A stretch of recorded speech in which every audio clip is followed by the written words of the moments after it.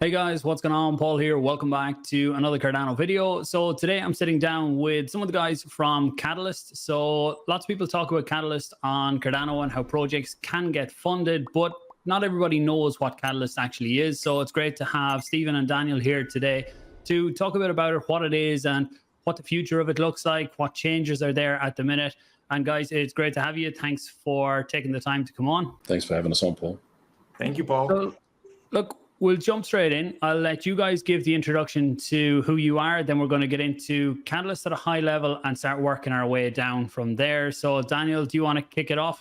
Anyone on Twitter is probably very familiar with yourself, but can you give the quick intro to yourself?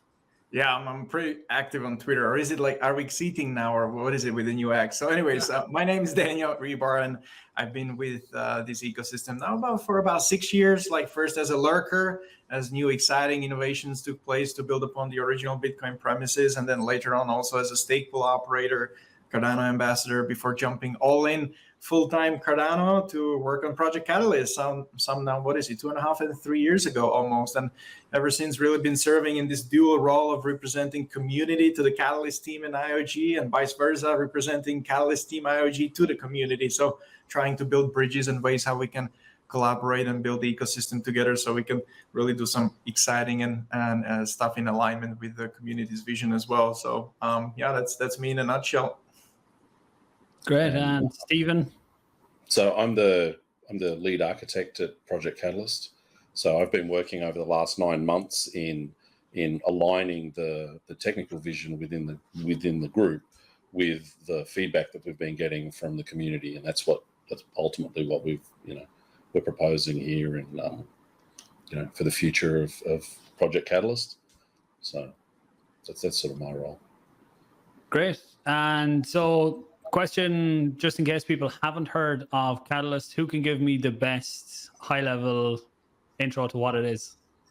Ooh, well, I think it will be unique to any person. So the best is very relative, but I can try with a bit of an overview of what could that be. But maybe it helps with level setting. So as we may know, Cardano has a mechanism that automatically feeds its treasury with a small fee from every transaction made on chain. And these fees accumulate over time in this treasury, which now commands about 1.3 billion ADA, I think, give or take, in total balance, and receives about 5.5 million ADA every 5 days, a length of one epoch, which is really a standard time frame on Cardano blockchain. And in fact, Treasury is turning 3 years old this month, as it was bootstrapped on the first epoch of Shelley staking, which was 208. So every time a stake pool processed a block with transactions in it ever since, a small fee for each transaction has been sent to the Treasury ever since. So you can think of it as a pretty big community piggy bank that allows for the protocol and ecosystem to continue developing and maintaining its stack, operations, community over time, like in a very self-sustaining manner. And then there is an institution today, and likely more in the future with the onset of the age of Voltaire, within the Cardano ecosystem, such as Project Catalyst, that receives its funding from the Treasury to help reallocate some of those resources in form of grants back to the grassroots innovation happening on Cardano. So think of it as a smaller pre-seed like ideas and projects taking on boost to help some of the covering of their costs required to carry out the things they're after. So really a Catalyst is an organic constellation of many, many individuals. We have about 60,000 members registered on idea scale, forming varied organizations and communities. They're coming sort of together as one of the world's largest decentralized innovation funds that has allocated in total about $50 million to more than 1,000 projects, with team members spread all over the world, based in more than 100 countries, which are really touching a wide variety of industries and use cases, and everything having a key element in common, which is basically trying to elevate the Cardano ecosystem. So as a bottom line, Catalyst is really a public square for innovation that serves as a communal space for any ecosystem member to come in, form teams, collaborate, and ultimately execute on any of the objectives of the funded proposals. And the concept itself is relatively simple. If I, as a person, see a problem in the world or in the Cardano ecosystem that needs solving, I have an idea how to go about it. I can submit this idea to the community for feedback. I can mature my thoughts based on it and learn how to collaborate and form teams, and then submit my proposal for a community-led review and ultimately a public community vote. And in fact, over the course of past 9 funds, the community has cast about 1.7 million individual votes across all of the proposals on the ballot. So if the project is then successful enough to secure the funding allocation via this vote, then they go on to formalizing their sort of statement of milestones, highlighting their deliverables for a community approval, and then they're off to the races, sort of to execute. And in fact, almost 600 projects to date have completed their objectives across all funds. So it's pretty exciting. Cardano community has done these 9 full cycles to date.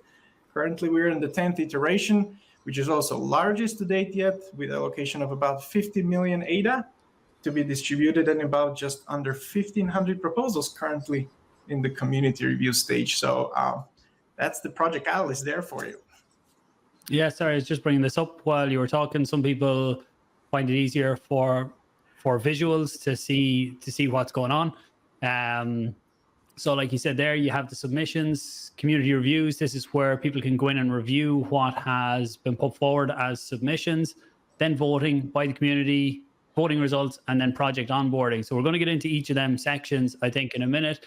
And just to bring this back for people who might come in from other ecosystems, where in a lot of other blockchain projects or chains, you will have a foundation, and the foundation has a big piggy bank, and they can give out grants directly to projects who want to build, or to anyone who's developing on the chain. With Cardano, things are done a bit different, and most of the time people are pushed to go through Catalyst. So that's where this comes in, that anybody can apply to Catalyst, and it can be someone who it's their first day in the community, or they could be here for 6 years, and it's all the same. You can come in, put forward your proposals, and then it's up to the community to vote on which proposals they think are deserving of funds.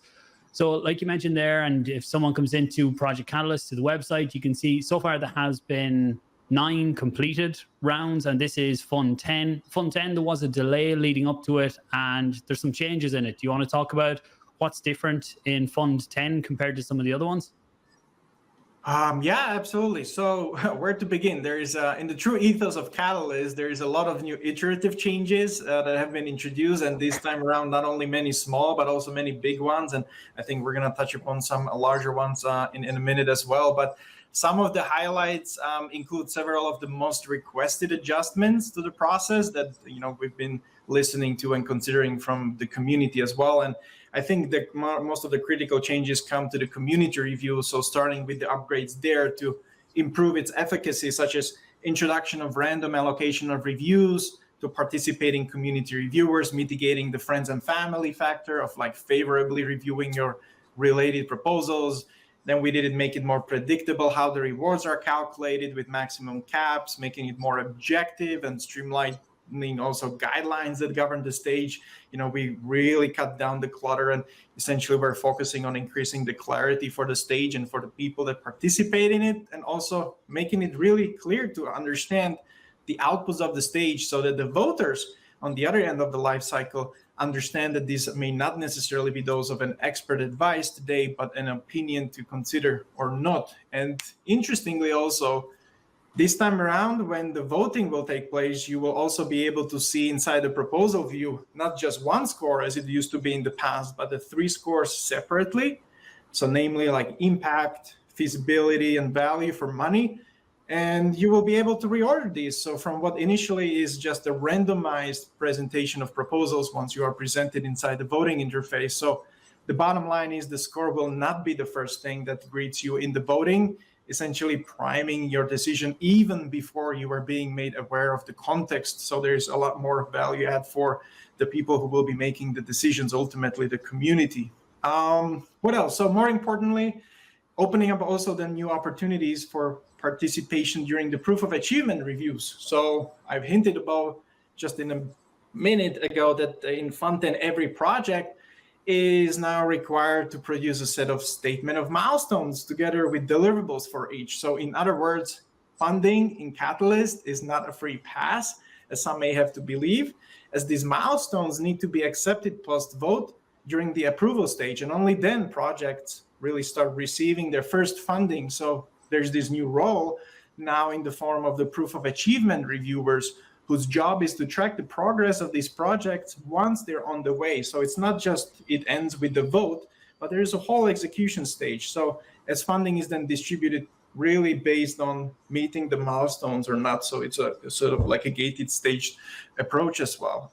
One of the things that we just saw on the screen as well, right, was the introduction of the official home for Project Catalyst, so that everyone in the world can have a one-stop tour of what it is all about and where to participate, including the outcomes portal, like with progress and project completions. And as of Fund 10 launch specifically, we have now formalized much of the documentation on both the GitHub, the open source repos of what Catalyst runs on, but also Gitbook, so the documentation about various processes, guidelines, and everything, which we continue adding more context as we progress through the knowledge base, because as a team, we're quite committed to the knowledge transfer into the community. But one of the most critical upgrades relevant to behind the scenes operations, which is not immediately seen or appreciated, is the introduction of Fund 10 tech stack iterations. So namely the first installment of what we call a Catalyst continuous testnet,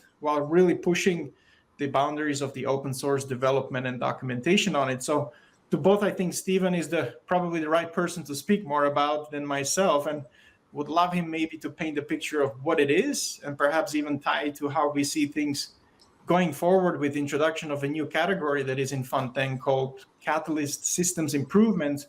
And what is it for especially, and how does it all tie together in form of the two technical roadmap proposals that the Catalyst team has also submitted in Fund 10 for community's consideration. So anyways, Stephen is the right man to talk probably a lot more about it than I am. Stephen? Thanks, Danny.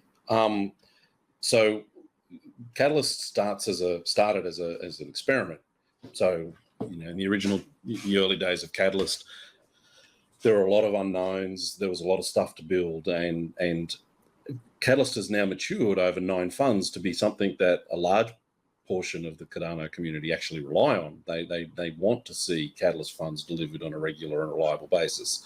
Not only that, they need to know that the tooling that they're used to in, say, Fund 9 or Fund 10 doesn't radically change fund on fund, that they actually know what it is that they're going to have to interact with, and it's predictable. So at the end of Fund 9, we realized that the experimental nature of the development had to stop, that we had to formalize some of the stack, and that we had to start automating more of the stack so that we could more reliably deliver fund on fund with less effort and less human energy required. So while there's not a lot that's visibly facing, there's a huge difference in the back end stack. So we've taken all of these parts that used to have to be manually started, now they're all automatic, and that allows us to run what we call the continuous testnet, which is separate from the Cardano testnet, although we do use data from the pre-prod network to allow us to test without actually spending real data. What this allows us to do is it allows us to demonstrate to the community, this is the current state of the Catalyst technology. This is what we will use in the next fund. So a lot of stuff that we've actually built and that we're looking at, we're not running in Fund 10, we'll be running it in Fund 11, because we want the community to actually be able to interact with this early, to vet it, to see, is this actually what we want to go with live in Fund 11. So Fund 10 is much closer to the Fund 9 stack than we would have normally done fund on fund. And it also opens the avenue for the community to be able to build with us. So because the testnet runs all the time, and after Fund 10 we'll have compressed voting cycles, so the community will actually be able to play with, pretend Catalyst events. And if you're new to the community, you'll be able to come in there, register on pre-prod, vote on fake event to get a feel for how Catalyst works. You'll be able to potentially make proposals in the idea scale that could be imported into this. And this is ongoing work that we're going to do over time to make this testnet more accessible and to help onboard people. It also helps people that make tooling on top of Catalyst, because now they've got a way to actually test against, instead of just there's one fund and maybe 1 or 2 dry runs before it. that are publicly accessible. Now this data will be always accessible so that builders can actually build with us and build on top of what it is that we're running and are going to be running fund on fund. So that's, while it's not, instantly obvious that we've done all this work, it has been a mountain of work in the back ends to get this to where it is. And we're launching that tomorrow, actually. And for the publics to start using, and this will be an ongoing process. So what we launch there tomorrow, that's just the first iteration, and then we'll keep iterating as we release new features to it and so on. So this is the beginning of how we get meaningful feedback and technical collaboration with the community. Okay, so a few questions in around how it's working as well for people that are new. Previous to this, there was a snapshot taken, you had to register with your wallet, register to vote, and then you have to download a mobile app to actually put through your votes. Is that going to be the same for this one? And if it is there any thoughts on moving to an all-in-one platform? I know Light Donation is a very good website for going through the different proposals, and like a third party like that, is there any options in the future to be able to go through that and vote through not just that one, but something like that? Yes. So we've for the first time in Catalyst, we've introduced what we call Catalyst Systems Improvements. So these are proposals that the community and anybody in the community can make to say, this is a project that we want to develop which will actually directly improve Project Catalyst. So in the past, what used to happen is the Project Catalyst team would make a roadmap and would say, well, these are the features we're going to build and develop and deliver, and these are the features, and they would be pushed out on every fund. So in Fund 10, it's going to look like Fund 9. So we're still using IdeaScale, we're still using the same voting app. It's got some changes to it, but they're mostly ergonomic. There's not a lot of big ticket features that we would point to in the voting experience. And that's intentional, because what we don't want to do is say, here's a brand new way to vote, and then it's a shock to people who we understand that the current voting system isn't the best, but changing it and having it be completely new would also be difficult, because then people would have to learn, how do I use this new thing? So what we've actually done is, instead of saying, well, this is how it must be, we're actually introducing into the Catalyst Systems Improvements ourselves a unified voting experience that eliminates a lot of the problems that we have with IdeaScale and combines both the ideation part and the voting part together. And it allows us to run, if this proposal is accepted, it will allow us to run multiple fund data. So you'll be able to place, you'll be able to start working on proposals, and it won't be time gated. You can just work on your proposals within your group or by yourself, whatever you like, until you're ready to submit them. And then when you submit them, they will become, if they're in time, able to run in the next fund. So rather than what we do now, which is, you have a time window, you do your proposal, then it goes into the vote. The ideation will actually be continuous. The advantage with that is it means that people can, if they do their proposal and they put it in and it doesn't get up, they can actually take their proposal back to draft, edit it or make some changes, and then propose it in the next fund. And you'll be able to see that, well, this is a proposal that actually came from, say, Fund 11. It's being rerun again in Fund 12. You'll be able to see the history. You'll be able to see if they've, maybe there's been some community feedback. They've addressed that. You'll be able to see that. So this is the sort of transparency that we want to have to improve the proposal process. But what goes along with this is, as you say, we've got registration, and we do this on-chain. So voters register on-chain. Currently, that's the only role in the system that is registered on-chain, and all the votes are signed by your on-chain identity. We're going to extend this, and part of this proposal for what we call Catalyst Voices is to create a whole role-based access control mechanism, so that instead of having to create usernames and passwords for your proposers, stuff like you have to do in IdeaScale, you will just register on-chain, and you will say, I want to register as a proposer. So once you've registered on-chain as a proposer, you can then go and register as a group of proposers and say, okay, well, I know these 3 other proposers who are registered. We want to act as a group. And so we can register that group. And now when we sign a proposal, we can work on it together, and we can all co-sign it. And that way the community can see for sure, yes, this proposal is signed by these people. It's their proposal. It will also allow us to have features like, co-proposals will be able to have encrypted proposals that only they can see. So this means that we don't have to have, identifying information like email addresses and passwords stored in the back end. And that's really important if we want to allow people to build different front ends, which we do. So while Catalyst Voices is going to build a front end to access this technology, we want the back end to be universally accessible to any front end. So as in the example that you put, Lido Nation, we don't want them to be a second-class citizen in this scenario. We want them to have, if they want to do a proposals system that's got a different interface, we want them to have exactly the same power as our system that we're proposing. So the only way to do that is if we have some sort of common authority system, common role-based access control that doesn't leak people's private information. So that's actually the key part of our proposal that sets it apart is this decentralized role-based access control. And in the process of formulating what it is that we would build here, we've also recognized that this isn't just unique to Catalyst, this problem.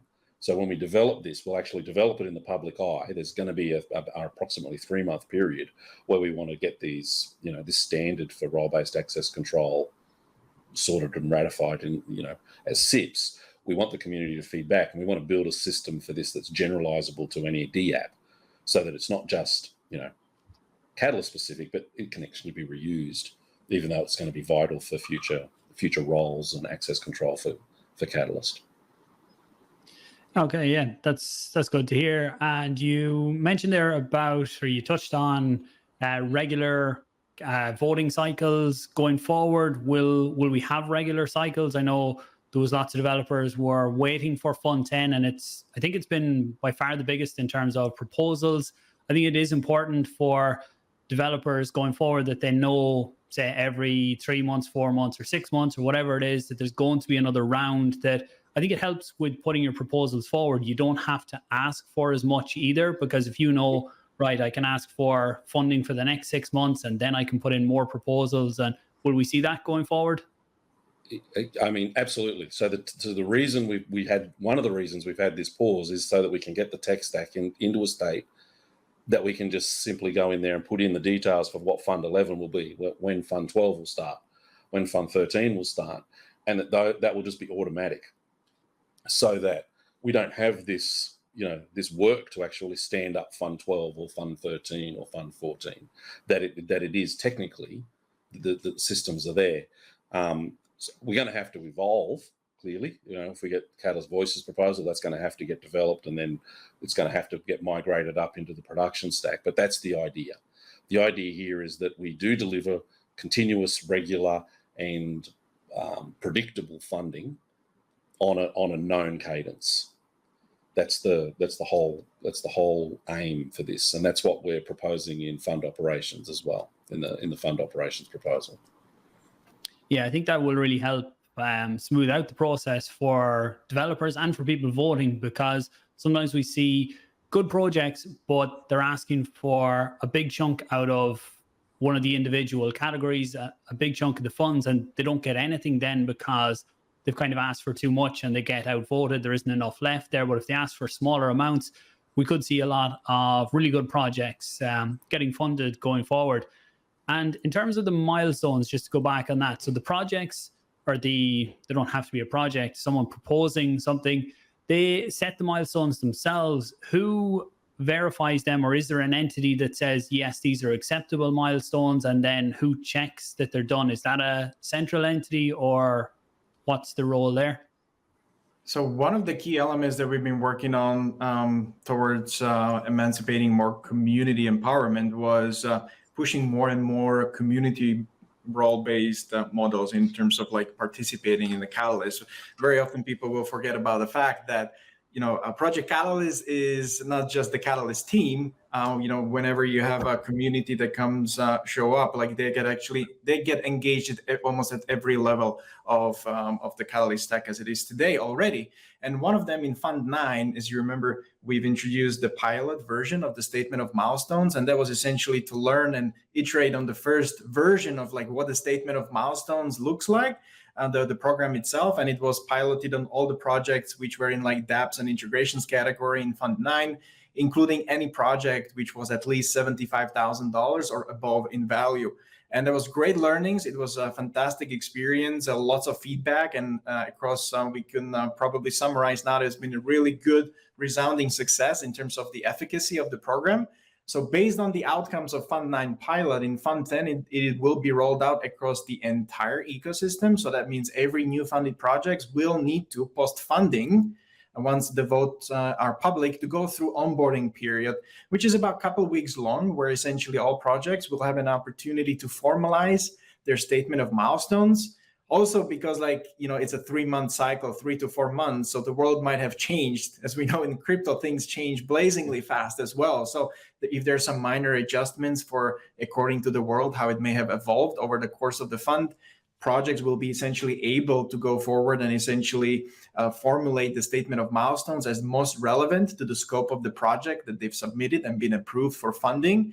And then there is a community role base introduced in Fund 10, and essentially then there will be a proof of achievement reviewer assigned to each of those statement of milestones, and generally then once it's formalized and approved, and each of those projects will have their own community representative essentially approving it, and where there's going to be at least 2 persons, then those people also stay with the project during the course of the lifetime of that project. So as they progress through the milestones, because you always get paid upfront for each of the milestones that you deliver, right? So you have a first milestone, which can be maximum of 30% of the total value. You deliver the work. And then once you hit the milestone, the funding stops. And what you need to do is you need to submit a proof of achievement documentation that essentially lists all the deliverables that you've mentioned that you will deliver under the first milestone, and then it goes for the community review. So the pool of the proof of achievement reviewers will be looking at it and then reviewing, and only until it is accepted by at least 2 of them, then essentially it will unlock the next stage of funding.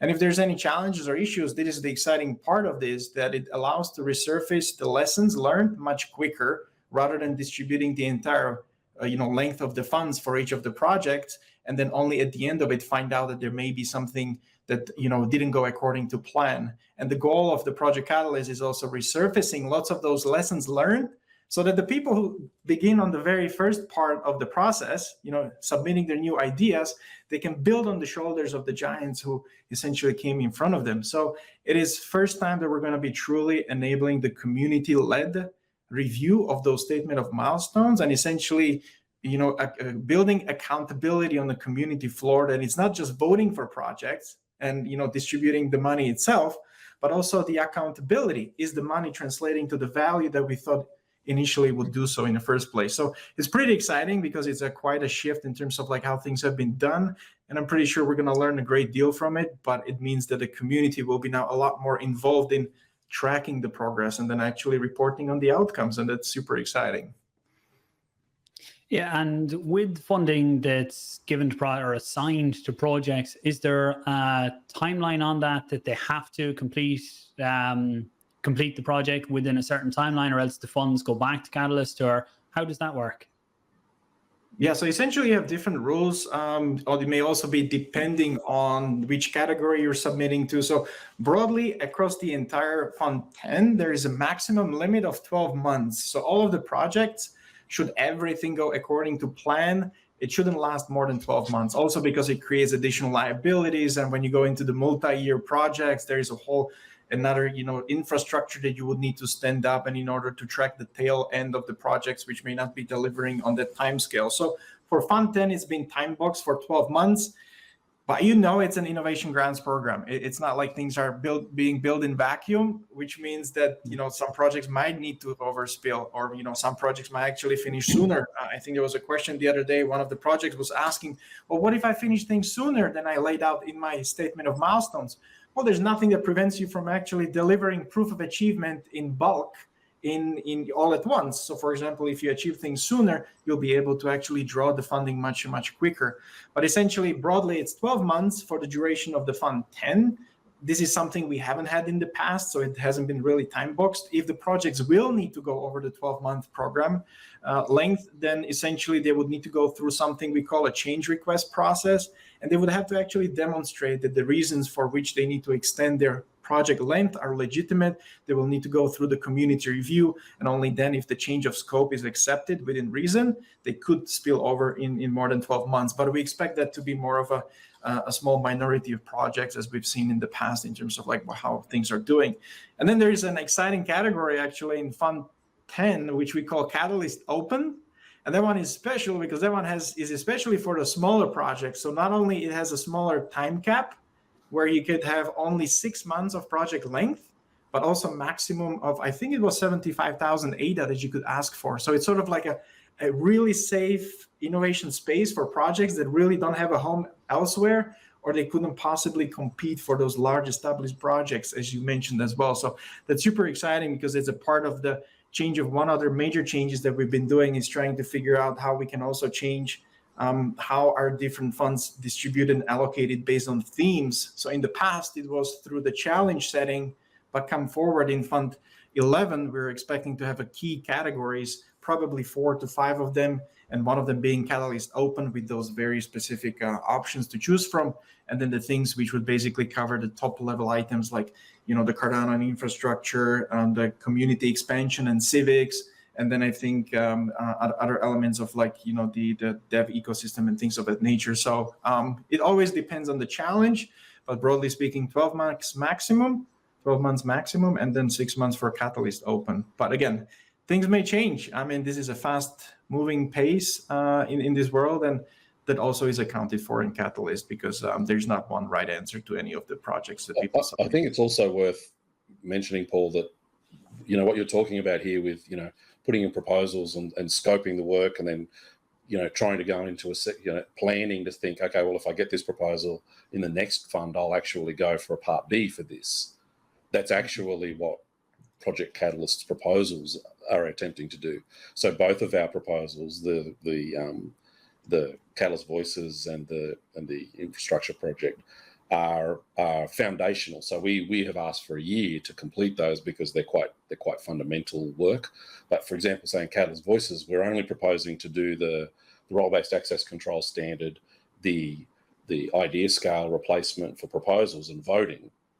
But we want to actually, our roadmap for that, if we were to plan that out, is actually to put in things like, integrate the reviews, integrate the milestones modules, integrate other features within it, use the same building blocks that we've just built here, but they will become proposals in future funds. So, maybe in Fund 12, we've delivered enough that we can say, okay, well, actually now let's see if people are, do they want us to do a milestone module here, or do they want us to do, proposal review? Because we'll have delivered enough by that time, even though we may not be fully finished, to actually say, let's start looking at these other modules. So that's how we intend to, that's how we envisage the system to be used. And that's when we would imagine other people would too.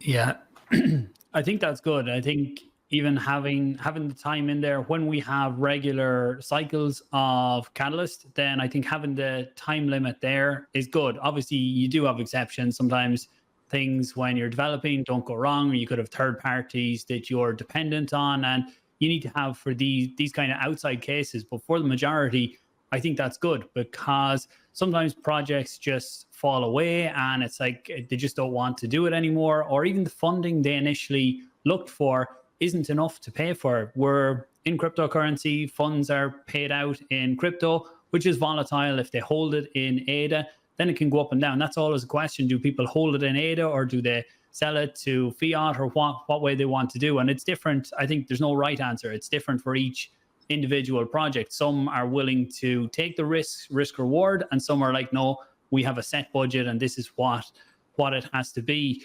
So compared to Voltaire, lots of people will have heard of that over the last while, voting, letting the Cardano community drive the future of Cardano. that's different to Catalyst, that's going to stay different to Catalyst, is it? Yes, largely so. And I think it ties back to what we touched upon just, a couple moments ago as well, that, what Stephen was talking about, and largely what we touched upon, were those technical foundations of, like, we're trying to separate the modes of scope of, like, what are the different responsibilities for Project Catalyst. So there's this architecture part of the stuff, there's a better UX. So, like the proposals like the ideal scale replacement, or, the Hermes and Athena architecture. Not sure, I think we mentioned the name, but those are the cool names for the architecture world that has been put forward. But however, there's also this really a third piece of the puzzle, which was slightly touched upon, and that's really ensuring the continuous operational viability of a program such as a Catalyst. And this is where the fund operations category comes into play. And it's the first time that's been introduced as well, because it really represents a paradigm shift. As we're entering the age of Voltaire imminently in the Cardano ecosystem over the course of the next 12 months, institutions like Catalyst as a program, they require solidifying and professionalizing the operations as a whole, in order to ensure that the Catalyst as a program on its own can actually stand on its own independently and sustain its operations during the age of Voltaire. So we as a team took a really great effort, to document end to end what an active funding round looks like and what it takes to stand up a single fund. And we put it down on paper, and that was in the form of the proposal that has been also submitted to Fund 10 under Fund Operations category, and which was the topic of a lively debates as of recent as well. We also took that as a time to explain about how this can actually provide stability by planning what we thought was a reasonable time frame to begin with. So an annual period starting from this October. So we add on to the Fund 10 without a delay to provide really that stability and predictability of the project, because Project Catalyst, as I mentioned earlier, is not just IOG's team, but most importantly, the community that really interacts across all these different levels. And understandably, if people wish to provide their time and effort to the program, we've learned over the break, right? Like what it does to the grassroots, they really need to be able to reasonably rely on its predictability over a period of time if this is to work really well. So this is also our bid to provide that stability as we level up and further push the decentralization over the course of the next year, so that come next the renewal cycle of the operator duties, the community has really good grasp of what and how Catalyst functions. So we've submitted to this open category the own proposal as well, in order to initiate those conversations and knowledge transfer to what the entire team has committed ourselves. And it's really exciting because it level sets Catalyst team with the requirements which are set forth by the community, meaning that following the same statement of milestones. So the Catalyst team will actually, through any of these proposals, we'll need to follow the statement of milestones. We'll need to deliver on the deliverables, and being ultimately accountable to the community rather than internal stakeholders. And this is really the paradigm shift, being measured by the exact same yardstick, while increasing the transparency and also really clarifying the roles of different actors within the Catalyst, because the world is going forward in terms of the bigger picture in the Cardano ecosystem, and gaining the community agreement on the direction of the Catalyst is very essential, because essentially we're trying to make sure that all the tooling is in place to help manage reliable funding cycles once CIP 1694 is essentially hard forced. So that's extremely important, because it's for the Catalyst as such, it's an opportunity to be an anchor during the transition, when the governance actually of the Cardano needs to be bootstrapped. There will be, Cardano dReps, they need to be trained, and that is going to still be a longer process. Whereas something like Catalyst is ready to go today, and providing those elements of, professionalism and aligning on the tooling, it allows basically the ecosystem to transcend the Catalyst into the age of Voltaire, so they can really stand on its own as an individual institution, next to the other things such as MBO, which may be more tuned to the things like a bigger architecture things for the Cardano stack maintenance, where Catalyst can stay as a launch pad for those small ideas at the grassroots innovation level, that then later on other institutions in the Voltaire era can pick upon and accelerate, if they're going to be taking a bigger tickets, which essentially solves an issue with that you touched upon, Paul, as well, is like Catalyst cannot be everything to everyone. And I think the age of Voltaire will unlock other alternative methods to actually serve other use cases, which often may have been a little odd or uncomfortable to play through the Catalyst hallways, just simply because they were not fit for purpose. But because it's the only way today, that's how we've come to know this world. But Voltaire will basically open up the possibilities in many different ways, and Catalyst will be like one pillar for the grassroots innovations on the ground floor, and hopefully that's going to be really exciting thing for people to get behind. Yeah, just a few things that came to mind when you were talking there. Up to this point, Catalyst has been funded. IOG have funded. It's part of IOG. Going forward with the new proposals that are in there, the funds to run Catalyst will come from Catalyst, is it? Well, I'll take this one, Denny. So what in the past, the funds themselves were actually funded from the Treasury. So okay. So what was paid to, in Fund 9, Fund 8, Fund 7, they came from the Treasury, and that was organised between the founders of Cardano. That this would be the amounts that would get paid out from the Treasury. Moving forward, with those funds still come from the Treasury, but when CIP 1694 and Voltaire, in the era of Voltaire, will actually be getting those funds through a Voltaire action on main chain. So Catalyst will say, we need this much to run the next Catalyst fund, and then the entire community will agree, yes, Catalyst can use this much in order to run the next fund. So, Voltaire enacts governance that unlocks the entire Cardano community. There's access to the Treasury. When you're looking at sorry, I've lost my train of thought. When you're looking at Catalyst itself, it's really funding grassroots. So you don't want to, you want to be more flexible in that area. You want to be able for the community to be able to say, okay, well, we've got this big amount of money, we want to run that. The next aspect of that is IOG was funding the development, the tech stack that we've been using. IOG has been funding that. But in order for Catalyst to grow and become self-sustaining, it needs to be just that, self-sustaining. So it's not reasonable for one private entity to just continuously fund the development of something that we say is going to become a self-sustaining ecosystem. The whole ecosystem has to bootstrap itself into a self-sustaining mode. So this whole process here is to say, well, let's take it from, effectively an incubator situation where we've had somebody helping us build this system and saying, now let's it actually become self-sustaining so that the community can continue to operate it indefinitely with surety and confidence. That's the goal there. Okay, and just on that, the funds that come into Catalyst that are taken out of the Treasury, is that signed? Is that the foundation and IOG and the key holders that have to sign every time funds come out, or who has the power on that? Yeah, so it's important to underline that all of the funding allocations to date, they've been as a result. So as you know, in the past, there was this challenge setting category.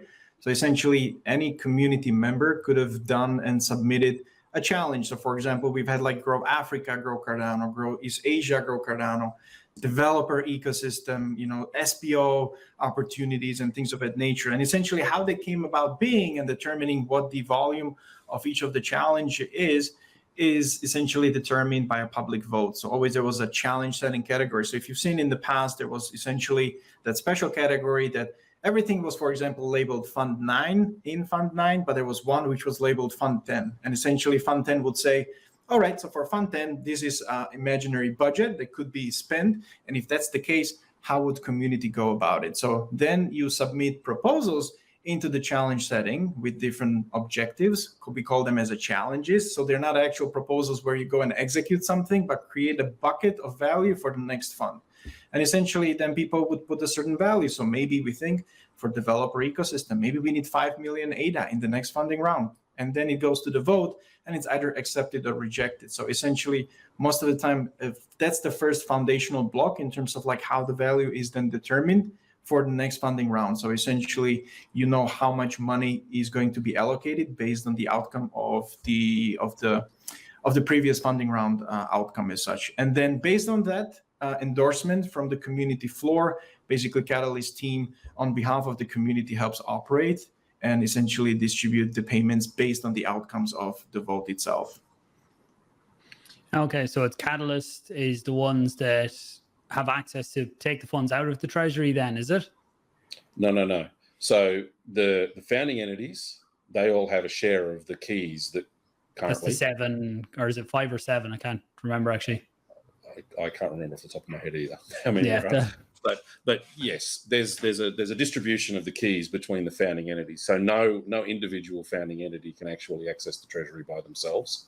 So the parameters that Danny's talking about would be taken and discussed and say, okay, this is what Catalyst has asked for, and they would agree to that and go, okay, yes, this is reasonable, this is within what they would consider, normal for what Catalyst was. And you'll see over time Catalyst actually grew. So it started off quite modest, and then as it became more capable, that funding amount has grown. And then so that would then get transferred from the treasury to basically a holding account that could then get used to pay out these funds. So the initial transfer is done by the main entities, and then the statement of milestones, etc., they're paid out. Yeah, but it comes with those strings attached that it actually really needs to follow the outcome of the public vote itself. So then essentially it's the things how we go about managing them forward as well. And this is important also why all these things and changes are coming in for Project Catalyst as a whole, because with the era of the SIP 1694, essentially what it means that institutions like Catalyst will need to compete for its relevancy and its objectives to be delivered upon, because now there is a global governance action, and essentially that will be determining what and where the funding is then allocated, whether it's the Project Catalyst or any other institutions as such when things go forward. So it's an interesting paradigm shift. That's why we're also building lots of that tooling to ensure that there's as much automation and efficiency introduced into the system, and essentially any and all actions, they generally need to be endorsed by a community outcome. So whether it's the challenge setting that determines the amounts through the public vote, and then essentially the only distributions that are made, they're actually made really of the outcome of the vote itself, and based on the statement of milestones, which has basically a community representative at every step of the way to ensure that it's doing what it is. And most importantly, it's done in the public eye and with the transparency that it requires as well. Yeah, and actually on just when you talk about transparency and voting, at some point will we be able to see who people vote for, or will that type of transparency come out in some fund? Yeah, so this is one of the things that we haven't talked about just yet, is that in Fund 10, the cryptography, the development, and everything sort of like finally aligned in such a way that we can actually start publishing a lot of that information. Again, Stephen is the best to talk about it, but there is a lot more transparency instead of what it used to be in the past, what it will be in Fund 10 and then going forward. So the Catalyst is actually pretty unique amongst all of the voting platforms that people are using currently, in that the votes are encrypted. So it's not possible for even us in Project Catalyst to go and say, how did Paul vote? We don't know. Right. So on the blockchain, even if we knew your keys, we still couldn't know how you voted. Okay. But what we can do is we can add up all of the encrypted votes and then decrypt the result and get the total.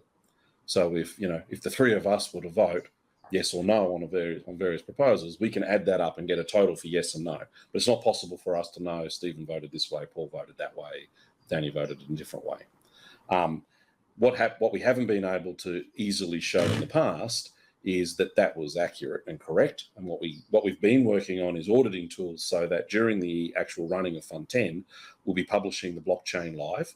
So people will be able to take a copy of the blockchain to make sure that we're storing the votes on, to make sure that there's been no tampering.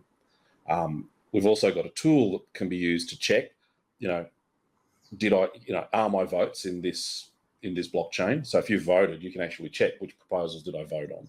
We don't know which way you voted, but you'll be able to see which proposal you voted on. So you'll be able to validate that yourself, that, I know I voted on these proposals, was I counted? It will also rerun the tally and produce the encrypted result, and we'll produce a proof, we'll publish a proof that anybody will be able to use with our tool to say the encrypted result and the decrypted result with this proof shows that is the only possible outcome.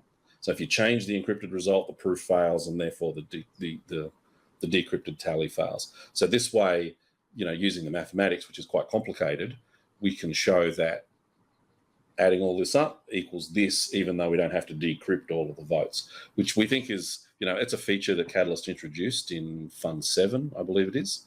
And we think it's necessary for, in these sort of systems, you want to be able to have that sort of privacy. Going forward, it's a parameter. So if the community said, oh, no, we want to have fully open votes, that's actually something we could do. And if the community said, oh, in this challenge, we want it to be fully open, and in this challenge, we want it to be private, that's also something that the system can be configured to do. So these things are, they're features, they're options that the community can use. Currently, we encrypt all of the votes. The proposal is when reps are used, that they would be encrypted while they vote, and at the end, their votes would be decrypted so that you could see that the reps actually voted faithfully the way that they flagged that they would. But still preserving the privacy of their voting until it's, until the result is known and it's too late for that to affect the result. Yeah, that's good. Yeah, I think there's positive and negative to opening it out, that you could see what each individual wallet has voted. I think there's cases where you could have some big wallets vote, they agree on something with one proposer to upvote them and downvote everyone else, and things like that. If they were completely out transparent, then people wouldn't be as quick to do them. But then, look, you don't want, lots of people won't vote if they know that their wallets are going to be exposed like that. And you mentioned reps there. Will we have dReps in Catalyst where, and on a high level for anyone, this will be where there's lots of people out there who don't understand the technicals of some of the proposals. They see something and it's talking about this really great solution, but in reality, it's not practical to build it. And there's lots of people out there who would like to delegate their vote to someone who has the technical knowledge to go through all of this, and they trust them to do their vote. Will we have that in some of the upcoming funds, or is that on the timeline? Definitely, it's on the timeline for sure. So one of the projects we've been working on for quite a while, since even before Fund 9, is to actually enable representative voters. And in testnet, you'll be able to actually play with a proof of concept of what representative voters would look like. But we've decided not to push this to production for a number of reasons. And we want the community to have a play with this, and we want to refine on what our current state of representative voters is before we take it to production, because we want to make sure that it's secure, reliable, that it meets what the community needs. But definitely representative voters is part of our roadmap, and it's certainly part of the Catalyst Voices proposal. That role-based access control that I talked about. At the moment, we only know what vote, that there are voters, and it's very difficult for us to currently know that, if you're a proper rep, if you're actually a rep, or you're just a voter pretending to be a rep. So part of the Catalyst Voices proposal is to actually improve that state so that a rep will actually be a separate role to a voter. So you can register as a voter, and when you can register as a rep, and that way, when you're, assigning your voting power to a rep, they're actually registered as a rep. And there's a bunch of reasons for this, but this is part of why we're not actually pushing it out into production fast. But we do want people to play with it, so it's available on testnet for us to actually, as a community, use and get a feel for, and then have a good conversation about what should it look like, what should our capabilities be.